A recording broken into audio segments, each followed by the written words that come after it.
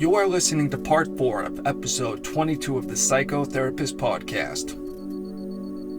We thank you for making it to this final part of this episode of our real psychotherapy session featuring real psychos and real therapists. I'm tired, guys. Tired of winning. Tired of winning on this podcast. We talk about winning in this final part. We continue our discussion of pornography and the internet and such. And Sir Bobert blesses us with some real clinical gems, some real psychological, scientific studies that we get into in this final part of the Psychotherapist Podcast. Thank you for listening. You're awesome. Keep being awesome. Peace out. Guys, I date them. Yeah. And some people see things only, for instance, through a sexual lens. Oh, yeah. The first introduction to using the internet was, basically sexual. Looking up sexual stuff. Oh, absolutely. Oh, dude. I was in that weird inflection point with, early internet. And my first ever experience seeing, basically porn on the internet was totally by accident. Yeah. And I was 12 years old. Okay. Because we had to type in, I guess there was some medieval city called, Zara or something. And they're just, as we were searching for it, there just happened to have been a porn star with the same name. Yeah. And I happened to have been sitting with a tutor at the time. Unbelievable. And we kind of laughed and moved on, and then I'm like, well, I'm going to revisit that later. Yeah. That looks interesting. That's great. History, you say. Years ago, when cable first came online, not the internet, just cable TV, I was living in Boston, they had a free channel where you could post things you wanted to sell, kind of like Craigslist. It was before Craigslist. And I had listed a super huge refrigerator, and I just put the specifics in there, large, cools fast, maintains, integrity of the food, stuff like that. And I got 10 responses, and they were all sexually related. Yeah. Sort of they were like, okay, does it work only out of your house, or does it do home visits, that kind of thing, Oh, no. Yeah, and I'm thinking, holy shit, these people somehow are reading this as a sexual innuendo kind of thing. And, it's just clear to me, especially, having a background in psychology, that these people were just seeing this through their own lens. They were going to see whatever they wanted to see. I did everything but, the name of the brand of the refrigerator, and I probably did say Frigidaire or something like that.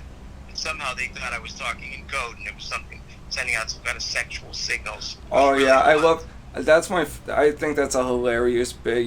Anything you say is getting taken as a sexual innuendo. It's like, so where do you work? I work in the morgue.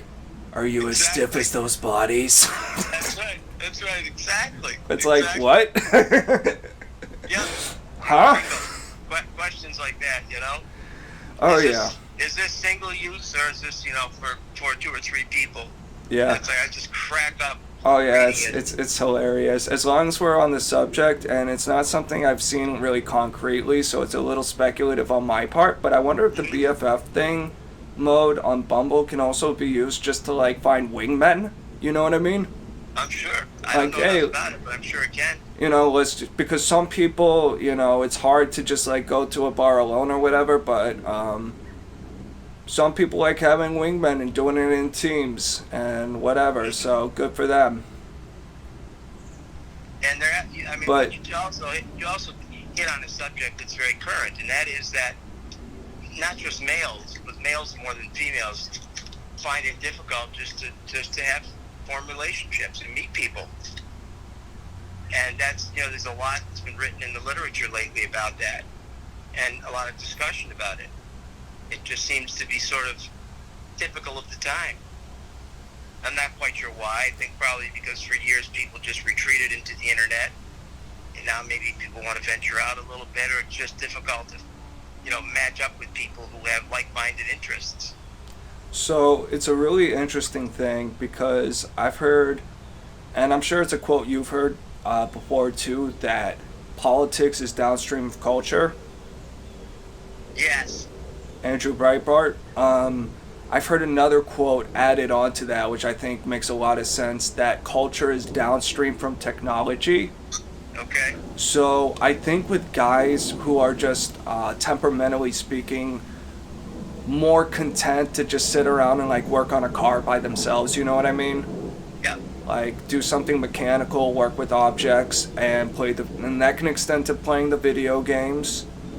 And with the internet and stuff, and all the TV shows, there's all the TV in the world, and girls run into this problem too. And also, especially for guys, it's something that's really crazy to me. It's just this sheer amount of porn that is readily available. Like, I'm not for censorship, and I don't care that much about the whole debate because it's not a problem for me. But Yep. but there's I think there's just, it really makes me wonder if it just what it does to the psyche, to just like male whatever psyche, where it's just like I can just have this forever and not even like bother with the real world because I'm in bumfuck wherever and all the chicks are ugly as shit. Well, it's more common than you would think. Oh yeah. No, I don't doubt that at all. I mean, I went through phases in my younger years, but definitely where I spent too much time on that shit. Yep. But anyway, so In fact, you recognized it. oh, But for sure. But you have, there's something you're talking about that, I can segue right into here from one of the things I wanted to talk about, and that is, how do you develop relationships? How do you begin conversing with someone? And, how do you establish it? How do you start it? What makes it a successful connection? And can I just share this little research with you? Please do. Yeah. Okay, if you took 1,000 people, it doesn't say which sexual breakdown, if any, they have. It was a study out of Harvard very recently from a PhD student who just had people engage in conversations. So people would each, there would be person A, person B, person C, person D, and it would just be conversations between two people. And then the researcher would end the conversation and then basically would say to people, well, did you think, that conversation was too much? That the person went on too much, talked too much, and or did you think that person, was too short? You felt like you weren't listened to, or somehow it didn't seem to be a satisfying conversation because it was short or whatever. They were using all kinds of theories like that, but the basic idea was, do people feel that conversations, first time between two strangers, are they too long or too short, or are they just right? And the just right category didn't basically have any significance statistically. But the 30... Can I ask one question? Time-wise, what's considered just right? 15 minutes, an hour, what? Yeah, well, they did not comment on that. Okay. Other than to say that, they had their own limits for time, that they would end it at a point where they thought they needed to end it, and they would just use their own judgment, which is that's kind of a weakness in the study. But they're just reading the room? Yeah, exactly. But yeah. Basically, 30% of people wrapped up at one person's desired endpoint, and the remainder ended at a time neither participant wanted to end it. So 30%, in other words, 30% wrapped up at the other person's desired endpoint. Only 30%. That means 70% thought it was either too short or too long. And they don't get into a lot of discussion about that. They just make that point. I just find that interesting. And I think that I kind of buy that just thinking about it off the top of my head, because I feel like when you meet someone for the very first time, and that's like the literal context for all of them, I feel like there's a percentage of people you'll just hit it off with, and you know, you can just you don't even have a sense of time when you're talking to them.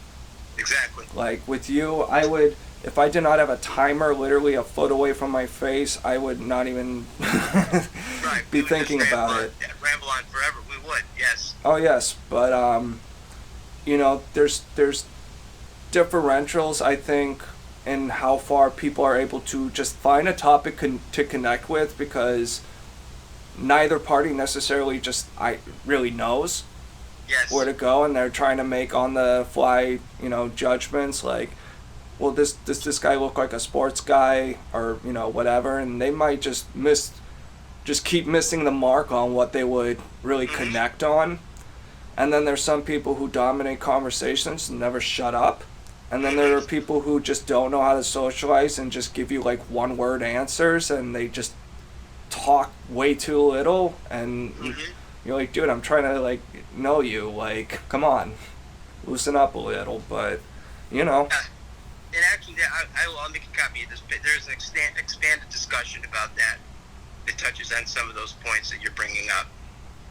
And one of the points that I thought was in every one of these studies comes up with a new term that the researchers were talking about, is something they called cognitively loading. As is, we may be too preoccupied to notice cues that the other person wants to go, or that they're eager to keep talking. Yeah, that's another big thing, because it's like, if you're just done with a conversation, it's kind of some people find it easier than others, you know, but it's kind of a little delicate dance to just leave, get away from this fucking person, you know. Yep. Some people will just hurt, will just say, you know, yeah, thank you, I think I've got it, I understand it, you know, that I don't have much time to continue this conversation. There's not an easy way to say that, or to wrap it up. You know, I find the best way, and I learned this in college, is to just say it as bluntly as possible. Just be like, okay, that's cool, I'm ditching you now. Yeah.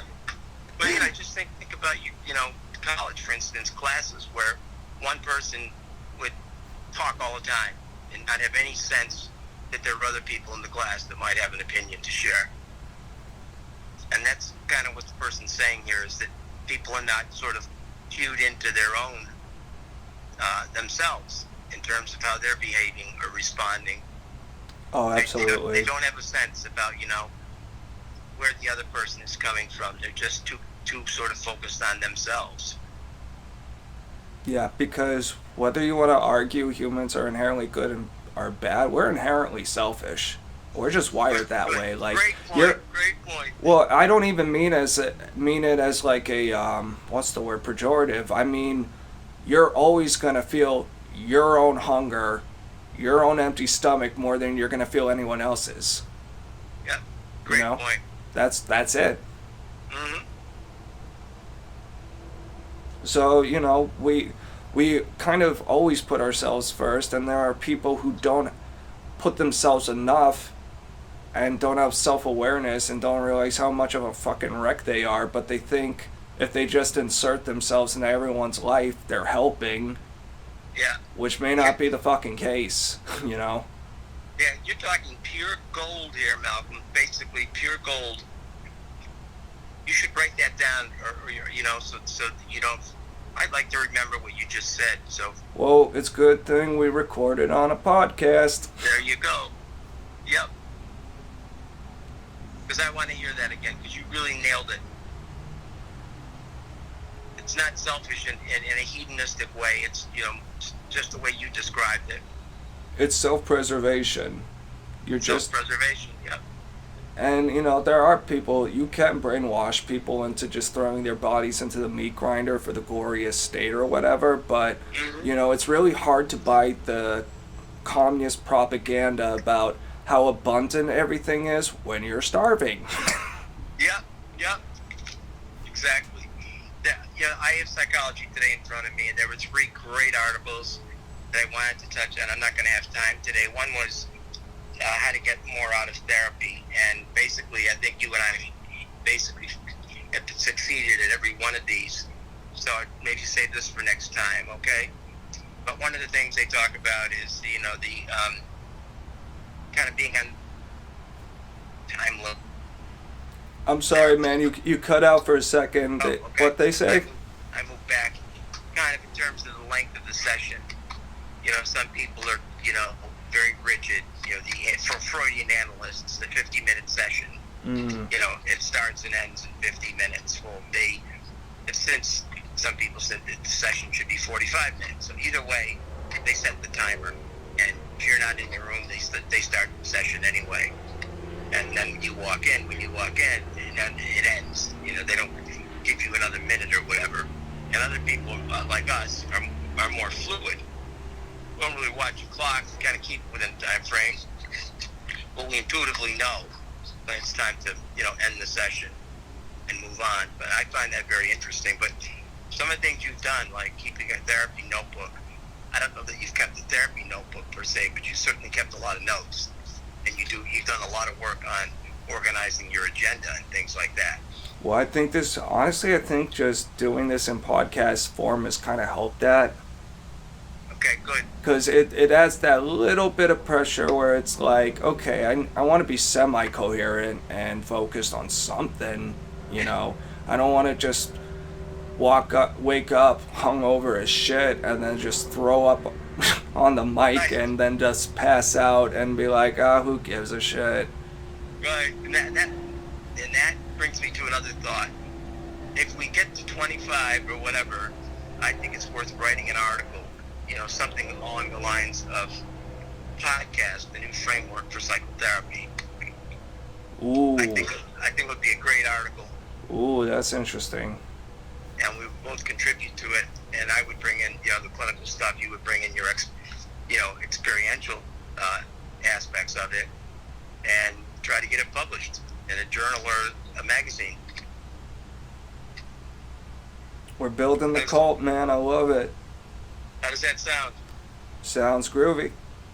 Okay. Oh, I'm going to insist and be stubborn on this point. I think if we reach 50 subscribers, and to any of our listeners, our OGs, we'll remember you when we're big. We reach 50 subscribers, I'm buying a t-shirt cannon, and I'm going to go to a subscriber's house and shoot t-shirts through their fucking window. There you go. There you go. So we'll have that to look forward to. A lot of things. So we didn't get to everything today, everything that I wanted to get to.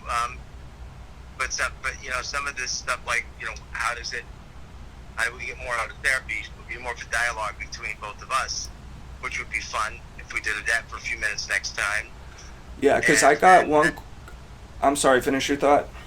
And then I just had come up with two very new concepts that I had never heard of before. They're spanking brand new, that have been entered the psychiatric nomenclature, so to speak.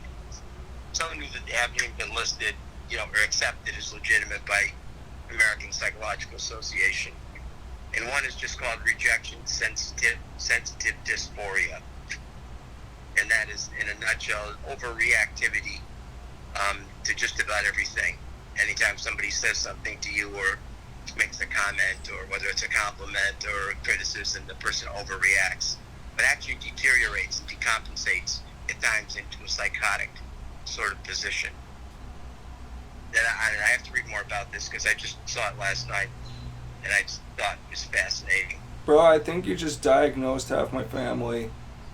Yeah, I know. Like, perfectly. Like, it really does sum up just what I'm just going to call little hoe syndrome, where people just get stupidly defensive and they just can't accept any nuance or any concept that they're wrong about anything. And it's like when I tell Buchenwald, like, Buchenwald, you're not better than everyone else. She'll say, I am better than everyone else. And I'm like, yeah, you're totally not compensating for anything. Cool, do you, I'll do me. Yeah. Well, you've been right on the mark. Everything that I've mentioned, you picked up on right away. Because I think you've got it. That's right. I think you think of our own families, think of, this rejection, sensitivity, dysphoria. It's a cultural rot, in my opinion. God, That's a good point. Cultural rot. I mean, like, damn, bro, I wish we had another 3 hours to get into that, but just the one, and we don't have to get into it now, it's just maybe a little quick cliff note we can jump on next time, because it's not something I think you or I ever really need to experiment with our practice, but I am curious what your thoughts on like, rather than one, like, say, hour session a week, to just go back to what we were talking about a minute ago, what about like 2 shorter sessions spread out throughout the week? Because I've heard this idea where it's like might be better that way, because you're just more that more consistency saves time for when you start, you know, the session, the first hour-long session, because you're just trying to catch up on the whole week. Right. I think it would be a great idea, and it has been practiced, and I have practiced it in the past. The issue is a practical one, and that is the time. Yeah. To find the time for me to plug it into my schedule. Well, I think for both of us. So, like I said, It's not something we need to personally do anytime soon, but as a theoretical framework, I find it interesting. Good. And the part that you bring up about the consistency, that's exactly the reason you would do it. Is sometimes when you go from week to week, you spend the first part rehashing what you talked about the last week and recapitulating or whatever, whereas if you did it in shorter segments, you wouldn't have to do as much of that. And it would be fresher in the person's mind as well, you know, which is like the insanity of the managed care people when they would dictate the length of sessions and how you should spread them out and so forth. So it's a great idea. Yeah, man. I'll keep that in my notes right now, okay? All right, bro. I don't want to pull out this conversation at all, but I think our time is running very short. Is there any last thoughts you want to get in before we sign off? No, I've got nothing I can't say till next time. Same here. I'd like to see you hold off on moving out, because the winds of change are changing, maybe to your advantage, I think. So you've held on long enough. The winds are a fickle thing, my brother. That's why people used to sacrifice their children to change the weather. Very good. I can't end it any better than that, Malcolm. On that note, everyone, Yes. if you want to chime your little Buddha bowl. Yeah, I have to find it first, okay?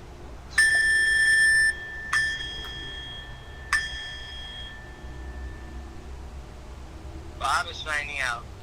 Peace out, Sir Bobert. Peace out. Thank you, everyone, for listening to another episode. Why do I always screw up these outros? Thank you, everyone, for listening to another episode of the Psychotherapist Podcast. We hope you got something out of it. We hope you tune in next week and stay with us. We love you. You're awesome. You're better than everyone else who listens to podcasts. Believe us. Be well. Be safe. Be American. Or pro-American. And peace out.